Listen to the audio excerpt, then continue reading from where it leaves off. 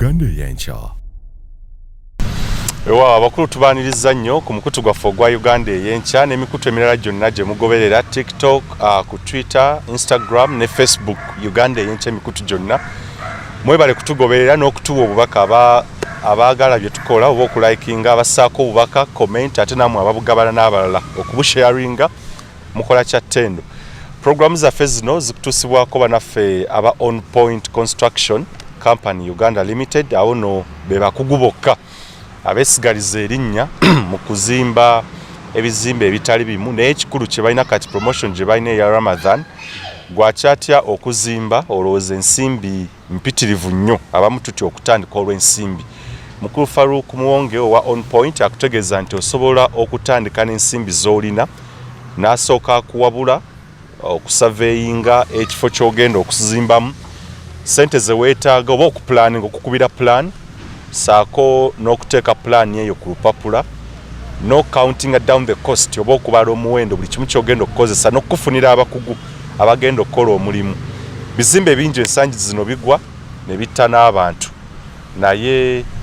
n'amayumba gennyini tugalaba ng'oli azimbye ennyumba nga saawa emu ku makya 12 naye ng'omusana gumukubyemu weebaka wennyini. Yangamba that is unprofessionalism in engineering. So beekwate naawe yeetaaze ettaka, yeetaaze ekintu kyonna ekyekuusa ku by'okuzimba. On Point Construction Uganda Limited ennamba ze zennyini eziriko. Aba Brand Pro Property Services Uganda Limited bw'oba weetaaga okuzimba ate kati bano bagaba ttaka, si kugaba bugabi nti olina ssente zo oba tolina ssente tebakuwa. Bw'oba olina ssente ensaamusaamu osobola okufuna ettaka ku luguudo lwonna mu ggwanga Uganda, ate naawe yeetaaze ennyumba ey'okupangisa, ennyumba ey'okugula, abali ku kyeyo balina promotion eyammwe. Osobola okubeera eyo naye nga eno buli kimu ogoberera ekikolebwa, ettaka n'omanya obugazi bwe bakuwadde na buli kimu. Ettaka lyabwe terikonkana lya byapa, era obeera nga obeekutte aba Brand Pro Property Services Uganda Limited nabo basobola okutuusaako ettaka na buli kimu kye weetaaga ekyekuusa ku ttaka. Ennyumba ewedde bw'obeera ng'ogyagala osobola okubakubira n'ogenda mu maaso okubeera ng'otuukiriza ekirooto kyo mu bya real estate. Nze Muzikwagamu nga Moses Wamala. Muganda wange gwe neegasseeko olwo guno olwaleero ndoza face simpya munnamawulire munnange tukola omulimu gwe gumu, ye Kefas Mayumba, musajja akola emirimu egitali gimu, motivational speaker obazzaamu abantu essuubi, saako omulimu gw'obwamawulire ne MC ku mikolo egitali gimu. Ndowooza egy'abalongo gy'otakola, egy'okwalula balongo gyannema egy'okwabira kuba okwanjula embaga, ayina birthday party, ayina graduation, ayina omukolo gwonna kasita ojjako ogoka abakubafu n'okwalula abalongo gyegyoka gy'atakola. So ayina omukolo gwonna omukulu tugenda kumanya binyo, tujja tambula naye mpola, tujja kumanya what it takes okuorganizinga events yo mu maaso eyo. Namwe abeetaaga omukolo abamu nange baga nti omukolo omuntu n'asa miliyoni emu sente nga mpitirivu okwogera obwogezi. Ndoza maaso tujja babulira counting down the cost egenda ku omuntu okwogera ebigambo ebigendera ku mukolo. Anti bwalaba nga nnyingi ng'omuwa microphone nga kati bikola gye nibadde alabe bakyanga obulamu mugamba buteeke fasimayo bulamu tuli mu ggwanga yaffe lino, mu nsi yaffe eno Katonda gye yatugerekera, tulondoola n'okutunuulira ebigenda mu maaso. Ebigenda mu maaso mu ggwanga obirawute, naye ndowooza simanyi oba nkoze introduction yentuufu ekwatako bwebanga nina kyendeso in regards ku byokola abantu osobola okubagattirako ebirala byonna. Byoyogedde bimala kubanga ebirala abakulusi bakirungi mu bulamu ne beezuulira byoli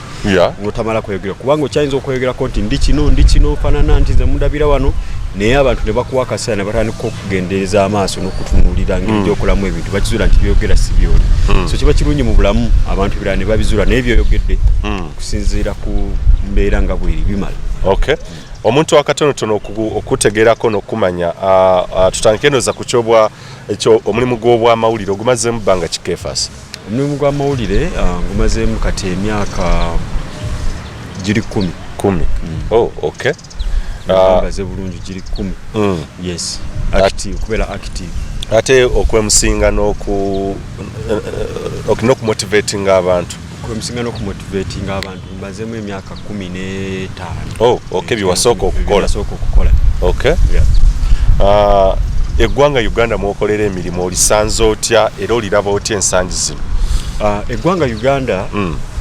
buli muna Uganda yenna alina engeri gyalisanze era bw'obuuza omuntu eggwanga lyo olisanze otya ensi egamba ki?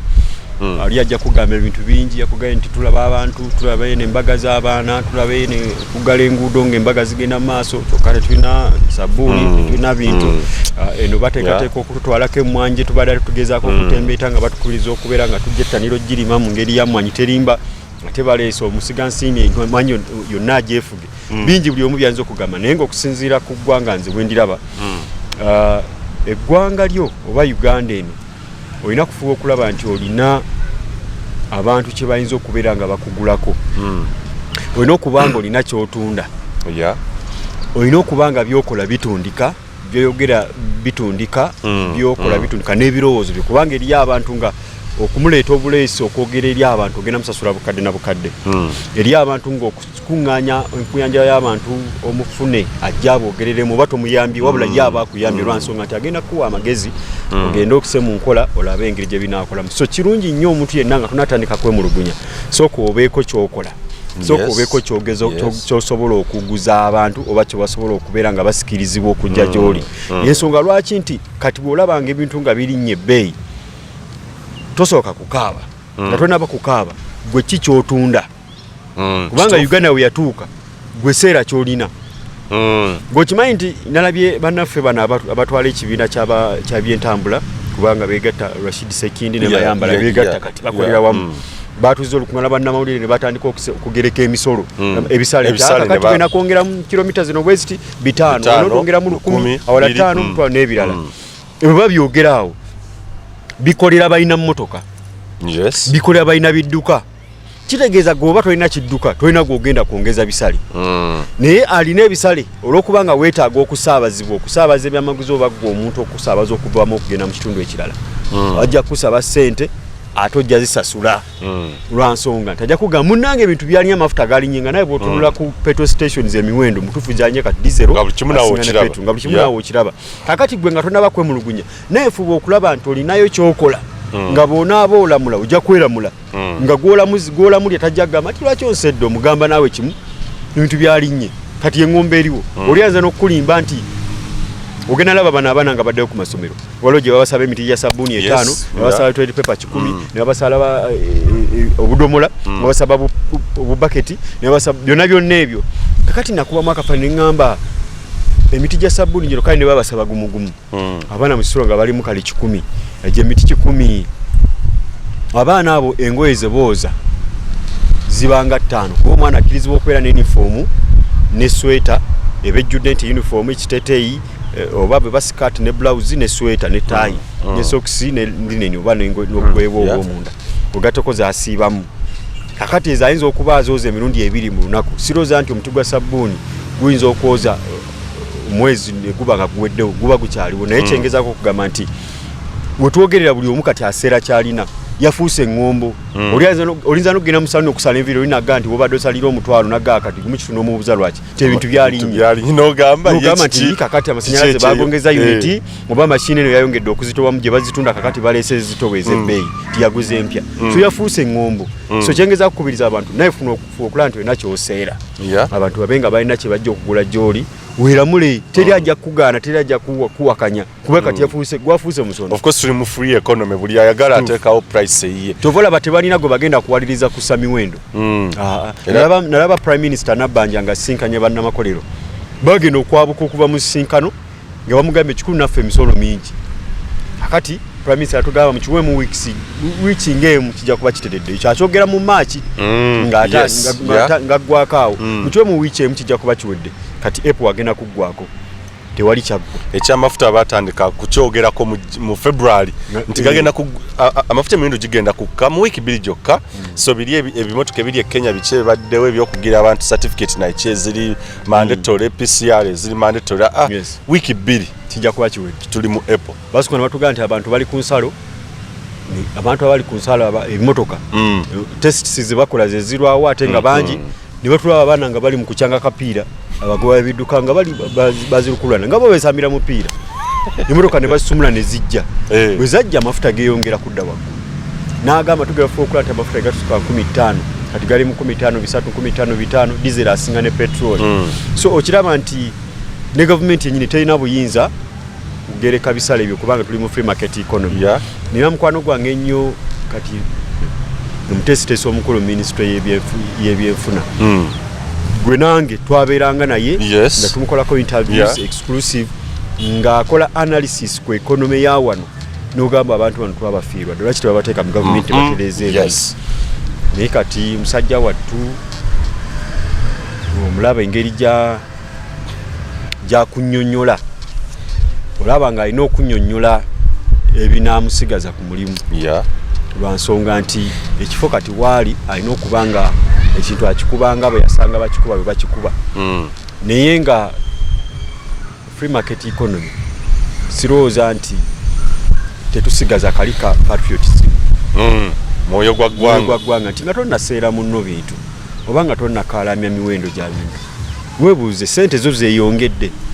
kuba kati wetweyongera muganda wange Moses ekyebitano kati nakyo tekyalina value ate weeri teriweera kubanga waliwo ekyebitano wekyakutambuzanga n'olinya takisi neogamba nti nva ne wabbakuli ngenda wali nankuleba ebitaano tituula naye kati olwokuba bayongeza ebbeeyi n'amafuta geeyongedde naawe oswala omugamba nti nina bitaano kakati wezaali zigadde okukola weewo tezikyalina makulu ojasanga zigula jirita oba kikwanso ye ebikwanso bikyakola ki muganda nkefa singa otandika okuwandiika akatabo mu kaseera kano ke tulimu okuvira ddala ndowooza omwaka gwa 2020 ne wano we tuli omuntu eyakajja obuzimu nsi ng'oyagala omuguza akatabo ko biki priyambo yo eyinza beereeta okudescribinga Uganda status gy'erimu singa nandibadde wakuwandiika katabo nandibadde nkatuuma Uganda yiyo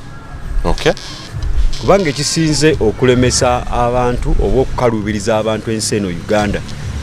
kwe kwerabira nti eggwanga lyalimu lirye n'atandika oyisa banne nga omugwire yazze eggulo oba n'atandika okuyisa abantu banne ng'agenda okusenguka agende mu ggwanga eddala era nanditandise ndaga abantu nti eggwanga lino omuzungu speak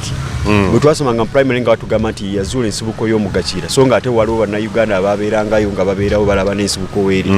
bagenda okujja wano nga yeegombesa Winston Churchill yagamba nti kkula lya Africa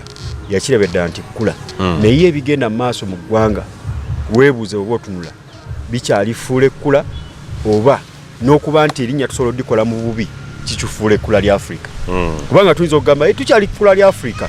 nti lwaki nati nebigenda maaso byennyini bitufudde ekkula nti ku lukalu lwa Africa eggwanga lino Uganda ojja kwesanga nga yensi yokka eyinza okuba nga bw'ovaayo n'olaga nti olina w'osonga wewandiyagadde okutuulako naawe bayinza okukubuzaawo n'oddamu okulabika nga olina ebiwundu so kakati ekyo nakyo kiyinza okuba nga kitufuula ekkula so tobisanga mu mawanga amalala gamba nti galina demokulasi ow'ekimemete kuba kyetusinga okwenyumirizaamu wano gavumenti eri mu buyinza egamba nti demokulasi ow'ekimemete kakati bw'obanga wenyumiriza mu demokulasi oyo n'ebigenda mu maaso mu ggwanga nga ye demokulasi oyo yayogerwako abantu olusinga batya n'okwogera ku nsobi oba olusinga batya okubaako yeboogera ebiyinza okuba nga bibaleetera obuzibu kiyinza okufuula ekkula n'ogamba nti enseera ereese kino bigenda mu maaso ekkula lya Africa ebigenda mu maaso ndoza tutandike ku kimu ku ebyo abantu ebisinga okweyagaza era ekyekkula lyennyini ekyokulaba nga kiki enki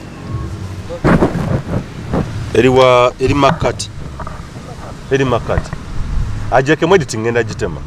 we don't mind the meeting nja kutema gundi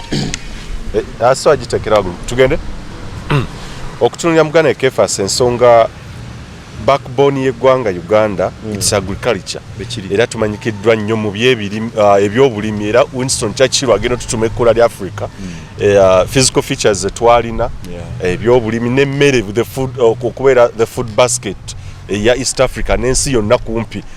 naye essaawa eno twakutte omusiga nsimbi Enrica Pinet eyali owa finance era oli owa eddwaliro ly'erubowa akyalemereddwa n'essaawa eno okunnyonnyola eddwaliro we liri ne tumukwasa cash crop ey'amaanyi bwetyo agenda atutegerere agule wano mu Uganda ate exporting oluvannyuma lw'okuva mu mukago gw'emmannyi ogw'ensi yonna. Bino bitegeeza ki eri eggwanga Uganda muganda Kefas? Bw'otunuulira ebibadde bigenda mu maaso mu kwagazisa abantu okwenyumiriza mu backbone ya Uganda nti bwe bulimi. Ekibadde kisinga okuba outstanding ye programu ya Katikkiro ey'okwagazisa bannayuganda okulima emmwanyi. Kubanga oyinza okulowooza nti no kino bakikola mu Buganda wokka okwagazisa abantu okulima emmwanyi. Naye namulabyeko ne mu bitundu bya Nkole nga nayo agezeeko kusinkana abantu basabasajja abawanga mu bitundu bya Nkole. Ate bw'otambulako baffe tutambula n'ogerako mu bitundu ebyo bya Western. Waliwo w'otuuka n'olaba ensozi naliko Shema n'engenako Ishaka n'endaba nga bw'otunuulira ebiwonvu n'ensozi ezimu ng'olaba white ng'olaba ebimuli ebyeru n'ensuku. Nkizwa luvannyuma nti ebimuli ebyeru zaali mmwanyi nga zimulisizza nti emmwanyi zino tezirimibwa mu Buganda bwokka ne mu bitundu ebirala eby'eggwanga. Kale bw'olaba nti Katikkiro abadde ayongera mu maaso n'okukyagazisa abantu okukitwala mu maaso tanoonya tutumu tanoonya kumwagala nnyo nti nayagala nnyo ebyobulimi, wabula yakimanyi bulungi nti singa bannayuganda banyiikira okulima emmwanyi ojja kwesanga nawo tebagenda ku nguudo kwekalakaasa olwa bbeeyi ya bintu, kubanga babanga ayina emmwanyi ze nga weeziri nga akimanyi nti katale k'ensi yonna etunda nga keeki eyokya ajja kusobola otunda endebe y'emmwanyi afune ssente ezinaagula sukaali, ezinaagula ennyama, ezinaagula ebintu n'ebyetaago by'alina mu maka. So kijjidde mu kiseera nga enteekateeka ebadde egenda mu maaso tetuyinza kirumamu era tuyinza kigaana ebadde enyinyitidde. Kaakati nga bwe walaba nti waliwo embeera yaliwo eya kwagazisa abantu okukuuma ettaka n'ebyabwe ne bakangamawo ne bagamba nti Buganda Land Board teri mu mateeka ne babaako engeri gye bakizikizaawo ne bavaayo okukiwakanya n'ebirala kinga ekyawola. Kakati emmwanyi terimbe nebadde etambula era ekyatambula. Kakati ndowooza wabaddewo batuyita batya wabaddewo betuyita think tank aba gavumenti eno nga bagezaho okulaba butabe bayinza okubeera ng'ekyo nakyo babaako engeri gye bakinafuya. Endagaano eno eteerwako emikono abakukunavu mu gavumenti yakuno okwesigisa omuntu ogwo abeere nga avunaanyizibwa nti nze Kefasi ngende musiri gw'emmwanyi ewaffe eri ebukomero bwe nnima emmwanyi zange oyo Pineti ajje yaba ansalirawo ebbeeyi ze mba ntunda okitegeera. Minisita nabadde na minisita Honorable Kasaija ng'atugamba nti kino baakikoze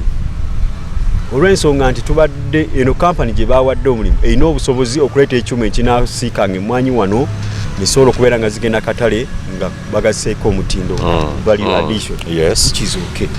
Naye nze mu magezi gange ne mu kutegeera kwange nkimanyi Pineti si ye muntu asinga ssente mu ggwanga Uganda oba ne mu nsi yonna nti tuba tetulinayo bantu wano basiga nsimbi abali loko abasobola okuteeka value ku mmwanyi eyo. Okimanyi bulungi nti eriyo abantu nga Andrew Gasira bamaze ebbanga ba exporting emmwanyi obweru w'eggwanga. N'okimanya nti eriyo n'abantu abenyigidde mu kusiga nsimbi obwa wano mu mutindo ogwa wano nti ogwoliroko nti bw'otunuulira mu Lwana emyaka gigende bukyanga afa naye kampuni ya Jesa ekyayimiridde ate ng'ekyali ngumu bwe guba muvule guwaatudde ne gugumiza. Kitegeeza waliyo obusobozi bw'abannansi abasobola okukola ekyo Pineti kyasobola okukola. N'olw'okuba kiri kyegambye nti patriotism gye baali baagala otandika osomesa mu masomero nga n'abaagala ogisomesa n'abagiyagala ogituyigiriza nabo bennyini tebagirina kyekiredde eggwanga okutuuka awo nti nalwe minisita ng'ali mu kaki kwa palamenti ak'ebyobusuubuzi nga bamubuuza ebibuuzo kala n'akataano endagaano eno bagiteekako bagenda okulaba nga ne contract ya Pineti yali yaggwako minisita ne bamuwa empapula awo ojja kulaba video ne bamuwa empapula ng'aga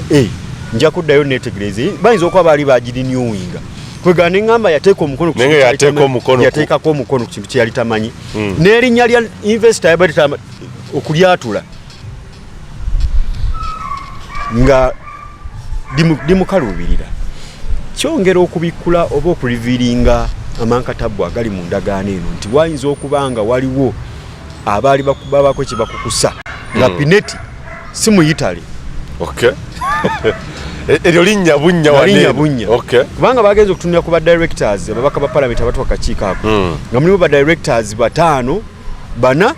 nga te piniti taliko ku ba director nga mulimu company eyina emigabo 96 nga ba directors ababana be balina ogumu percentage emu 1% ng'oli ayinamu emigabo 96% nga si ye piniti era. Eno ekisoboka okuba nti mu ndagaano okyayinza okubeera nga olwanirira company naye nga tolina mu migabo nga gwe oyinza okulwanirira Uganda ey'enkya naye nga waliwo aba shareholders abala naye olwokuba okyagala kikuli musaayi n'obeera ng'okipushinga naye era kisigala kyebuuzibwa nti kijja kitya okuba nti ate kubali abantu aboogerwako nga ba directors pinete kisi omukubo nga ne contract MOI gye tulabako ya signinga nga witness. Oh my God. Ate kale ebituyinza obivaako ne tugamba kale tubiveeko naye bwewerabira gy'ovudde ne gy'olagobera tomanyiire. Pineti ono yiwa kampuni eddwaliro ly'erubowa. Yes. Abaka wa kampani baagendayo okulirambula ne babatwala nga nena bugisi bufunze. Baakuba bali kibooko. Kaakati speaker omupya tumwebaza nti ekyakomezeddwawo ku parliament Honorable Muwanga Kivumbi minister wa shadow government minister w'ebyenfuna era akuli akabondo k'ababaka bava mu Buganda n'akikomyawo. Speaker tumwebaza nti yakyaniriza n'amukkiriza naye n'agamba nti gavumenti agiwadde ebbanga tono nnyo bajje babategeeze kyekiri erubowa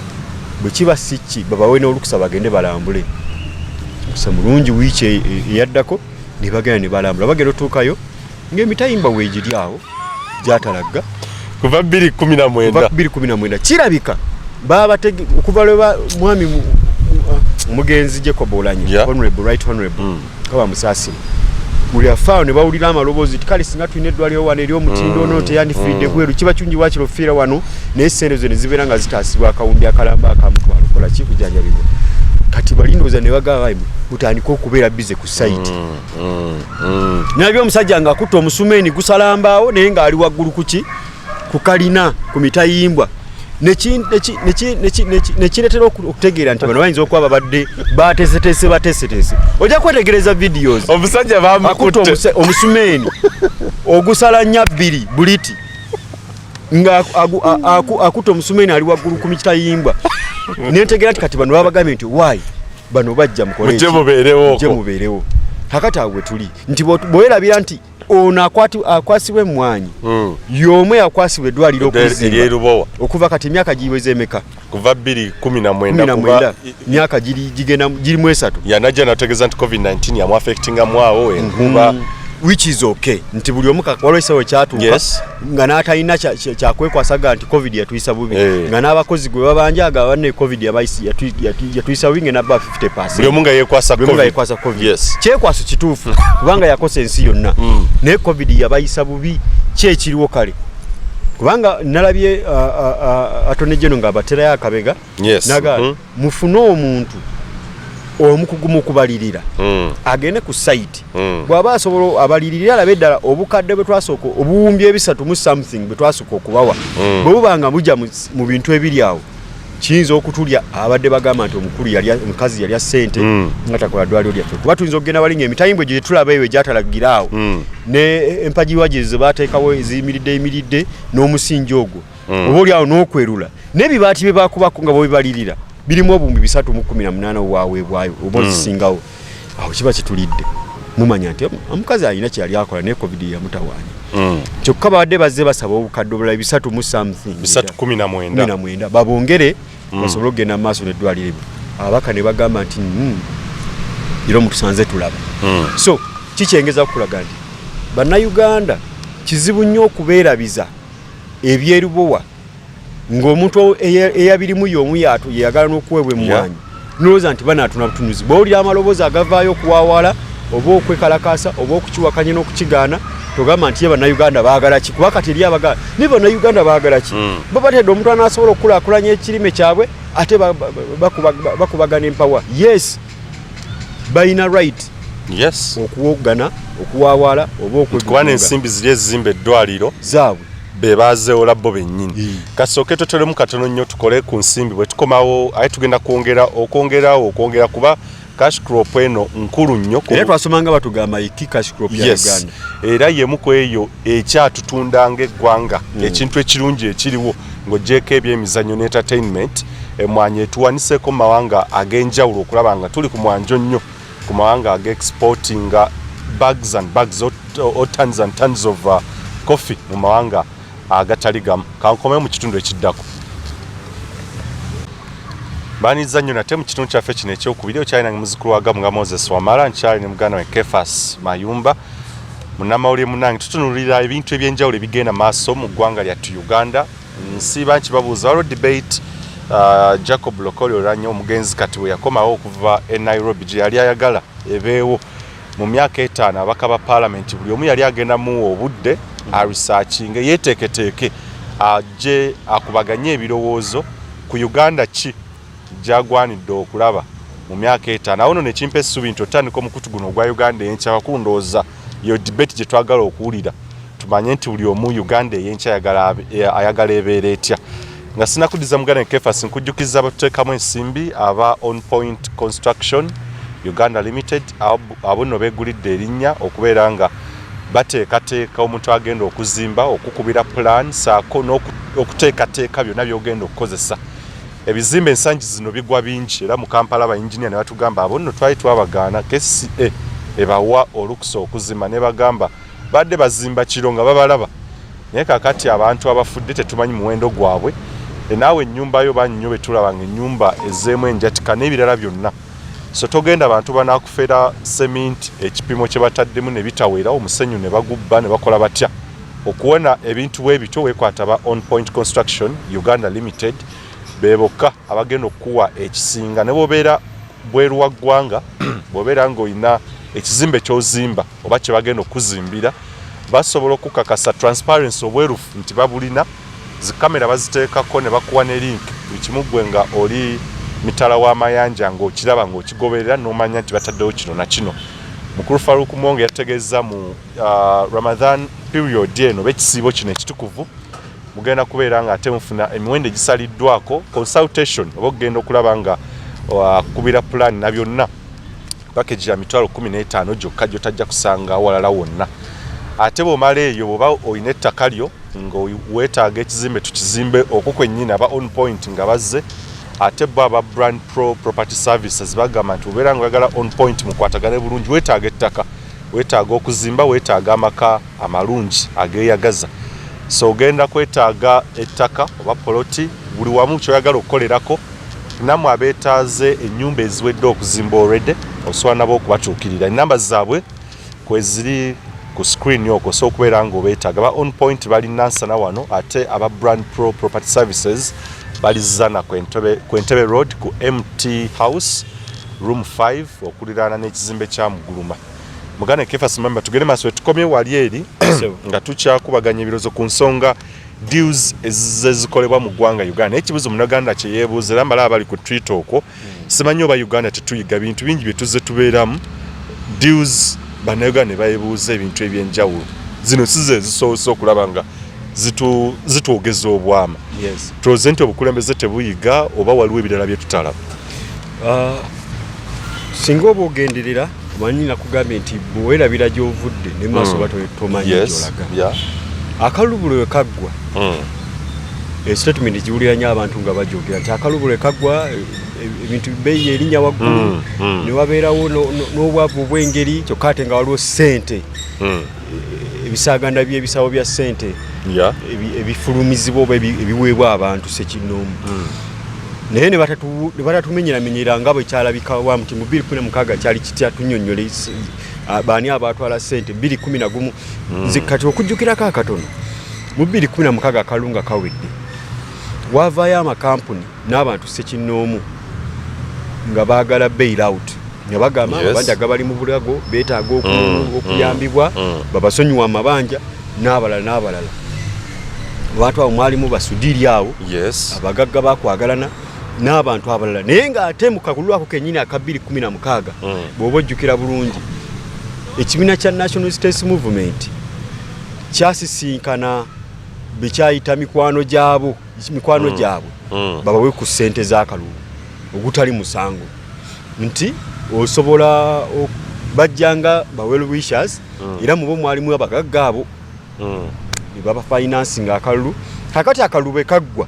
ne batufulumiza list obwolukangagga olw'abantu abeetaaga okununula n'okusonyiwa amabanja nga era be bamu abalabikirako nkikwanaganya n'ebizze biwulirwa nti omukyalo ono bw'abanga ddala gyali omuyitale abamu kubanga versions zizanjawulo bamu balowooza bagamba nti omu ku bantu abaavugiriranga olutalo lw'ekiyeekera era yali w'amaanyi nnyo ya instrumental nnyo mu gavumenti eno okujja mu buyinza oba oli awo nga bali mu kumuwa kasiimo kyetutayinza kugaana nti oluusi abantu abakoleredde ennyo gavumenti oba bakoleredde ennyo naawe ne boobeera ggwe obasembeza bw'obanga ogudde mu bintu obasembeza bw'obanga olina wootuuse kyova olaba nti enteekateeka eno eya parish development model agikulira yagwa mu kalulu honorable Galabuzi honorable Nsubuga yamuwangula bwe baadde balonda na coordinating oba nakwanaganya enteekateeka parish development model ne bamugonnomolako kakati yagikulira oluusi bikolebwa mu ngeri ng'eyo okusiima n'okukomyawo abantu kubanga waliwo ekisalo tubeera n'abantu betuyita disgruntled ng'abantu emitima gyabennyika ne batandika okwogera ebiri negative n'ekitu kye bakkiririzaamu so nga ate ideologies zaabwe zaalinga zikwalagana bulungi nnyo n'enteekateeka z'ekibiina ne manifesto n'ogenda okuwulira nga boogera bakamba boogera bakaawu ebibize birabika ne mu biseera by'akalulu ka 2016 era byalo ne mukana ka 2020 waliwo abaali batandise okwogera ogenda okuwulira tokyamuwulira nga balina engeri gye baamusirisa ng'atandise kati okwogera ebituufu oba ebirungi kakati ne bino version eyo eno yeesobola okuba nga gyeri nti endagaano zino zikolebwa naye zikolebwa mu bugenderevu tuleme kugamba nti batuyita kulitalaba oba batukuba ddolera oba batukwata obujiga abazikola bazikola mu bigenderevu nti honorable minister Kasaija ebintu ebimu gwe tosobola kungakasa nti wateeka omukono ku ndagaano mu bukugu bw'olina yabadde mu kakiiko n'aganza obukugu bwenina bannange si bwa byamateeka naye munnange ekirowa kiwanuka atone jjeno bw'abanga aluŋŋamiza ate nze siyinza gaana kubanga mu ebyo yampabula mu byamateeka nze singa kumanya kamasi kakati ne mu kamasi bwe twasomanga batusomesanga ekika ky'aba agenti ne ba commission agents zimabaddeyo credit agent n'abalala ab'ekika bwe batyo n'omanya nti oyinza okuwosa omukono ku ndagaano naye ng'onaagireese kayungirizi si ennannyini kyo ne bano babbulooka b'amataka era okimanyamanya nti onanguza ettaka sirirye nyumba siiye oba omupangisa ngenda kupangisa noonya ennyumba y'okupangisa onaagindabidde mu lusasula ez'obulambuzi kubanga ye bbulooka kakati honorable talina bw'asobola kakasa ggwanga nti ebintu bino yateekako omukono nga tabisomye kubanga waliyo abantu betumanyi mu gavumenti eno nga bamanyi ye mu butuufu era teyeegaana ebidde alifuweeta naye honorable minister Kasajja talimu mwabo tetumumanyi mu balujuuju nti bayinza okuba bamusanga nga tali soba bulungi namusainingisa wabeerako ne minisita wano yaliko ndoza ministeri yawe by'obulimi ekitaawe wa honorable Wakaima gwe yajjayo Sebunya era waliwo yagamba nti ze gwolaba nasoma nnyo nina digiri 3 ewake wange ninayo digiri 3 mu buliri nsola ne digiri 3 kuba mukyalo yalina digiri 3 naye nga alina digiri 3 muza ne mu nnyumba nga waliwo omwana alina digiri n'omulala nga digiri nga 9 nga yenyumiriza yasoma nnyo profesa mukugu nnyo naye nga yali mufuweesi wa bidde yali kugamba yali ngero omwenga gwenyumirizaamu nga tekimuswaza naye kyengeza kugamba nti era kyemujjukirako nti ne ku kyalo eri oyo kuba yali MP wayi naye ne ku kyalo agugulira ddala abantu ne bagunya kakati honorable Matia Kasaija mu lubwobo tagwamu taliimu kale ayinza okuba nga akombako naye tagwamu nti ye muntu gw'osobola okugamba nti ekisusse kiri yeesiwa magengere n'endeku n'agimeketa tatuuka waawo kakati ze kyemmanyi ebintu bino byonna ateeka okuba nga abikola ng'ategeera bulungi kati kijjawo kiri gwe kyogamba nti lwaki Uganda biseera batukozesa endagaano eziringa ezo ebintu bino biba bigenderere nga balina ebintu ebimu bye baagala okuyisawo oba okuggusa nti bayinza okuba waliyo kaada gwe baagala okubaako engeri gye bamukompasetinga oba engeri gye bamuyisaawo ekyo kitu ne kisayiningibwa ne kigenda mu maaso wabula nze okweraliikirira kwange kuli nti singa kigenda nga bwe kiri endagaano eno etakolebwamu nnongoosereza egenda kuttattana obulimi bw'ekirime ky'emmwanyi. Teri mulimi asobola kuba nammulwala ng'akimanyi nti bagenda mumuleetera omuntu agenda okugula emmwanyi ze ng'ayagereka n'ebbeeyi gy'alina omugulako kyokka ng'ate eri bw'agitunda ebweru w'eggwanga afuna ssente n'obwana bwazo. So abantu bajja kuba demoralized eventually bave mu kulima emmwanyi badde mu birime ebirala kuba eriyo ebirime ebirala ng'omuntu asobola birima n'afunamu ssente kuba kati abakola walagi omanyi walagi y'omu ku bintu ebisinga otutunda ne botandika kampuni ya walagi wali ikola ssente abantu banywa ebidde ze simanyi katonda simanyi na kintu kye baazuula mu bidde eryo naye katoli kanime embidde zange kanime musa wange kuba ye nkimanyi nti omwami Kiyimba wa ambiance bw'anaaba ajja omungulako tujja kutegeeragana ebbeeyi tajja kuba kamala byonna nti asalawo ebbeeyi kwagulira nekwatundira musa no. So kino ekikolwa kigenda kugoba abantu mu mmwanyi oyinza okwesanga abantu bali demoralized oba abantu nga baweddemu amaanyi mu kulima emmwanyi kyovola nze neebaza Katikkiro nti ye wadde bino bigenda maaso ye asigala akugamba nti abange wadde mwena bye muwulira ebikwata ku mmwanyi temuggwamu maanyi mmwanyi terimba oba oli Katonda n'atuyamba ne bakola ennongoosi za mu ndagaano netatunyigiriza nnyo ng'abalimi b'emmwanyi mu ggwanga naye bwe tunula emabega manyi njaga nnyo okubifalinga ku byaliwo olwo batulimisa mulinga wano ne batulimisa ekigagi ebyo nga tebinnajja batulimisaako vanira jjajjange yafeesi kagwa wali ekamenge kikunyu yalima vanira era vanira yamulima kale era yeyo omu ku baamufunamu kuba ye omusajja yasooka okugula emmotoka empya ng'eriko n'akaveera ku kyalo naye ng'abijje mu vanira oyo naye abantu baamwettanira bagera okutuuka okungula ng'akatale bakalabako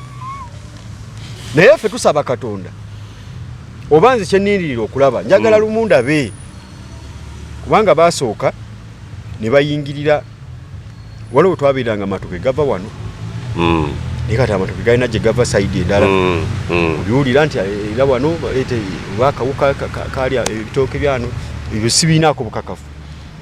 ebyo ne baba nga amatoke kati olina walala wogajja tegakyava mu Buganda naye tuyinza nakunywezaga nti amatoke gava mu Buganda wa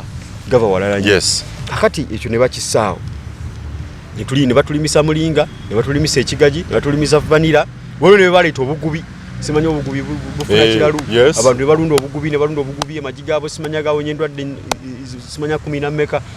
ne babulima akatale ne kabula kizibu nnyo akatale k'emmwanyi okubula bwe twogerera kizibu nnyo era nze nyongera kuzzamu bannayuganda amaanyi abalima emmwanyi nti wadde bino weebiri n'akatale k'emmwanyi tekasobola kubula olaba waliwo ekirime kiri kyotegedde abaana mwe bakola emiti paka kati kitunda kyamaanyi nnyo era n'abamu ku bakirima bakulu mu gavumenti era nawulako emabega nga baagala kyosolize nga kibeere nga kirimibwa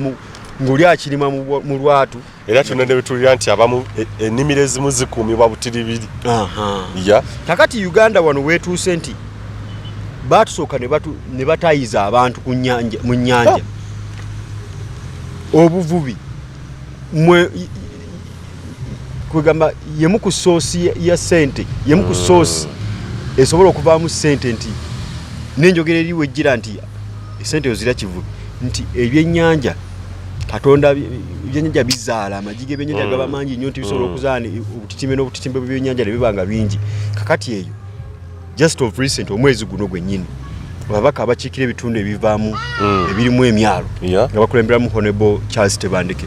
nibo baakubye emmeeza ne bagamba nti waliwo olukole tulaba olugenderere okwagala okugoba Abannayuganda oba bannansi mu mulimu gw'obuvubi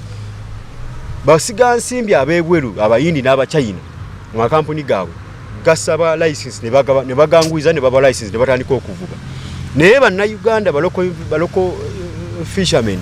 bwe basaba olukusa license zaabwe zirwawo bangi baalesena license z'abantu abasabidde olukusa nga tebabawa ne batena license z'abantu abasaba olukusa nga makampuni g'abachina n'abayindi bo bakola ekyasinze okuneewunyisa nti mu nnyanja sabo banamo basalamudde ebibanja mu mazzi omwo majje ge gali ku nnyanja kati majje ge galiko naye abaweebwa olukusa tetugaana kubanga amagye galina olusulo gatereeza ebintu nola nti bwe gakwata mu kintu kino kiterera. Poliisi yali munnamujinga munya kawuukulu kakati olaba nti amagye gagisensedde wawa akyalimu nera waliwo ebyagenda bitereera obutafaanako nga bwe byali nti amagye bwe gagenze gayingira mu poliisi obulaba biteredde tuyinza okuba credit awo nti waliwo bwe bagenda ne bitereera weeru kikkirizika nti bannayuganda abamu baali batandise okwenyigira mu vuba embi nga bakozesa buno obutimba babayita simamu kokota. Akatimba ako kakokota ne kaleeta ebikere obwennyanja obuto bwonna ne bujja lumuni kakokota buli kimu kuba kakongera okutatana omulimu gw'obuvubi. Baaliyo bannayuganda nga beetanira envuba eyo baali batandise n'okussa obutwa ebyennyanja nga waliwo omukono ogw'enjawulo gwetaagisa n'abaali balina okubeera nga balungamya omulimu ogwo nabo nga tebakyafaayo kwe kuleeta amagye oba oliawo waliwo baali bakozesa envuba embi naye ekitegeeza tekugoba bannansi mulimu kuba nkugambye ababaka bennyini nkwotinga ababaka Honorable Lulume Bayiga Honorable Charles Tebandeke balina obukakafu nti waliyo emyalo egimu n'amazzi ag'ennyanja ya Victoria n'ennyanja endala emu bwe bavubira nga baatandika okusala ebibanja nga bannayuganda waliwo ebitundu bye batavuba nolaba ekitundu ekibangirizi nga kino okuva wane okutuuka oba ku City Square ku Freedom Square oba ku Constitutional Square ngaawo bannayuganda tebalina kuvubawo era nga bakwatirawo bakutwala na mu court martial mbu bakwata nga ova mu area eyagazetingibwa olinga yagazetingibwawo musiga nsimbi owebweru wawe sina munayuganda nga balina ovubayo kitegeeza ekiseera kigenda tuuka ku nnyanja tutekeko n'empanyi nze mpita wano goyita wano busimbeko obuyinja buno basimba obwettaka babusimbe ne mu nnyanja n'empanyi bazisimbe ku nnyanja nga bamanyi nti wano gundi tavubaawo wano gundi yavubaawo naye twatuuka tutya ku sseeri kati amazzi nikaba ngagawo nago beetooloddwa bannayuganda abaali bavuba bagenda babanyigiriza tebakyabalukusa. Tuzze ku lukalu bwe tuzze ku lukalu omulimu ogubadde gusinga okubeera nga gukolebwa ku lukalu bwe bulimi obulimi obwo mwe muli ekirime eky'emmwanyi emmwanyi nayo kirabika nga abaagala ogitaayiza si bwe kiri naye bw'otandika okuba n'endagaano eyo ewa omuntu obuyinza obwenkomeredde nga ye kamala byonna ng'eggala essajja yagereka emiwendo yamanya gye bazitunda ne gye bazisuubuza kiba kitegeeza abantu abalala bonna obaggyeko olukusa n'omwaganya okubeera nga benyigira mu busuubuzi bw'emmanyi. Ekirala ku lukalu luno kye baali bakolako ekirabika nga nakyo kirisiki ennyo naye nga ate kyekisinga okuvaamu ssente ye zaabu. Birombe by'emubende waliyo ne poliisi namba nga yeevunaanyizibwa ku kukuuma birombe era bannayuganda abaali beekolere emirimu egyo okuyiikula zaabu ne babagobayo birimu tebakyali era bakwatirayo oyinza okubinnyonnyola. N'omwezi ogwedde bayisiza etteeka ebbago erya Minerals Act abakulu badde baagala okulako ababaka bakiganye ng'okusima omusenyu weetaaga olukusa okubeera na ekibombe ky'amayinja okuba bulooka naye nga kaakati zaabu okumusima ne bw'oba omuzudde mu makaago olina kusooka kusaba lukusa kyekiri ekyemmwanyi etteeka lye baaleeta nga olina kuba na pamiti soba okulima emmwanyi. Nkulaza ebintu nti mu buvubi abannayuganda bagenda babajjamu kakati ku lukalu emirimu egikolebwako zaabu baba bagoye mu birombe abantu gye baali bafuna ssente zaabwe kakati mu kulima emmwanyi olina kuba na pamiti okulima oba certificate kati baleese n'endagaano eno efaanana bwetu twagala tulabe tweraliikirira si twagala tulabe tuli beeraliikirira n'obulunzi bajja buyingirira olabe nga ssebo n'amata nago ssebo n'amata ojja kwesanga nago bagaleetedde musiga nsimbi kyeneebuuza muli oba kyo kisoboka katusooke tulinye ku kyawakati enkuba tutataganyiza kasobola tufune wetweggama enkuma eno tulina okumaliriza eddakiika esigaddeyo ate ebigambo ebirala tunabyogera omulundi omulala katusooke tweggama enkuba eno tovaawo tukomewo. Uganda y'enkya.